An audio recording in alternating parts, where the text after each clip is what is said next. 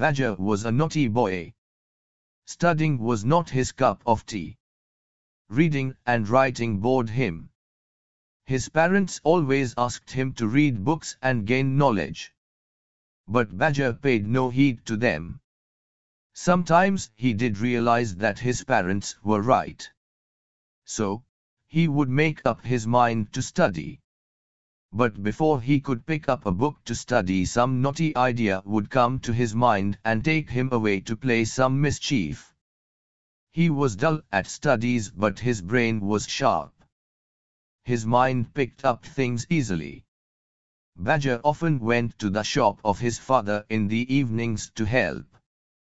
It satisfied the father that at least his son would run his business well even if he remained ill-educated. Badger had entered into 15th year, but he was lean like a beanpole and looked a kid. He wished others to treat him as an adult and pay respect. Once, a boxing bout was organized in that town. Badger wished to enter the ring and knock out some boxer. Then people would get scared of him, he imagined. He fancied his father becoming famous as great boxer Badger's did. Badger started doing exercises regularly. He ate eggs and drank a lot of milk to fill out his body. He didn't tell his parents about his preparations for a boxing bout. He entered his name for a bout. On the appointed day he entered the ring. He had got no proper training of boxing. One punch sent Badger down on the floor of the ring. Badger had dislocated his ankle. The organizers carried him to his home on a stretcher. His condition pained his parents. The parents thoroughly reprimanded him. Badger recovered in a month's time and he began going to his father's shop regularly to work as an assistant. One day, his maternal uncle came to visit them from another town. He took Badger with him to his town for a few days. He liked the town and was enjoying his stay. One day, he went to market and saw a gym. Inside the gym, he saw a muscular person hitting the punch bag. His uncle informed, "That guy is known as Mad Bomber, the most famed boxer of our town. He has knocked out dozens of his opponents." That revived Badger's old desire to become a boxer. He again started dreaming about it. One day, he was waiting for his lunch at dinner table. A few flies were hovering over the table. Badger swung his hand and in one swipe knocked down a couple of flies. His aunt peeped into the room and asked, "What was that?" She had heard a swishing sound and a grunt. Badger announced, "I have knocked out two." The aunt saw it and giggled, "Already? And what else are you up to?" "I will go on knocking them out till I don't get my lunch. There is nothing else to do." The aunt served lunch as soon as she could. In the evening, she joked about it and told her husband that Badger had knocked out 7 enemies. The next day, Badger bullied a boy. "Do you know I have knocked out 7?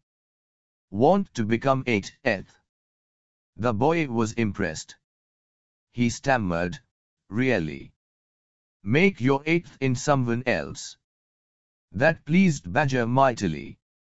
Now it becomes his pastime to knock out flies of his uncle's house. One day, the uncle announced that they were going back to his parents. Badger quickly got ready. He now looked a robust young man. The new town had proved healthy for him. On the way, the uncle joked, "How many did you knock out in all?" Badger laughed, 30. "You can call me Mr. 30 Knockouts." Back home, at the dinner table, the uncle joked to his sister and her husband, "Do you know their Badger knocked out 30? The parents of Badger looked at him in great surprise. The uncle said with a smile, "Ask Badger if you don't believe me." The father looked at his son with concern.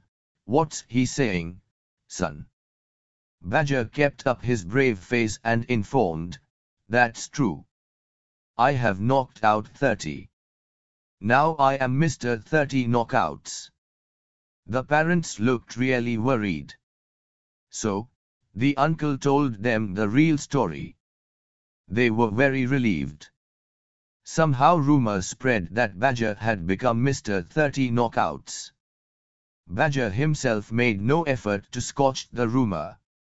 He was enjoying himself going around as 30 knockouts. The people showed respect to him. Other young men were scared of him. Badger had now a muscular body.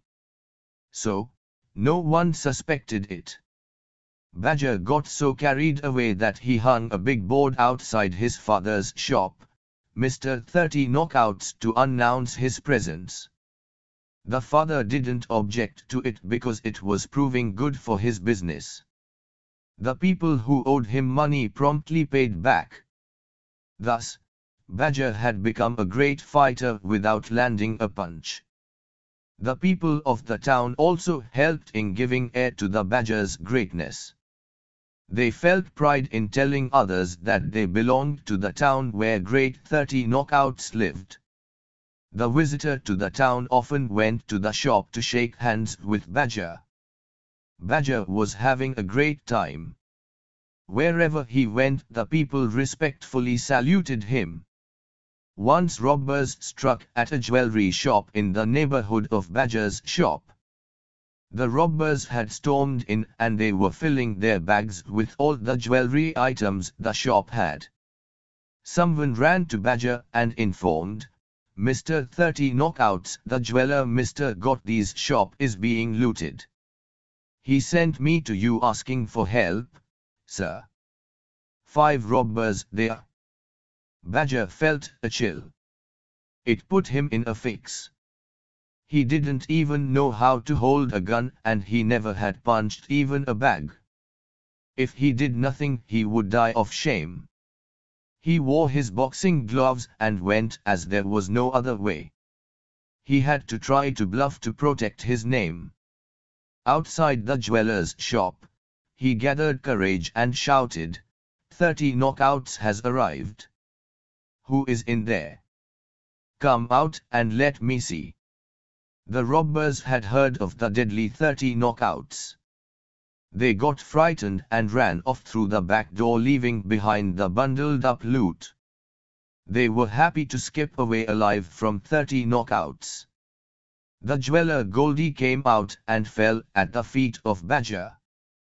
He gave a box of jewelry to Badger and said, "Mr. 30 knockouts, sir, accept this small gift for saving me from ruin." He accepted the box and departed happily. That is how Americans found out the power of advertisement.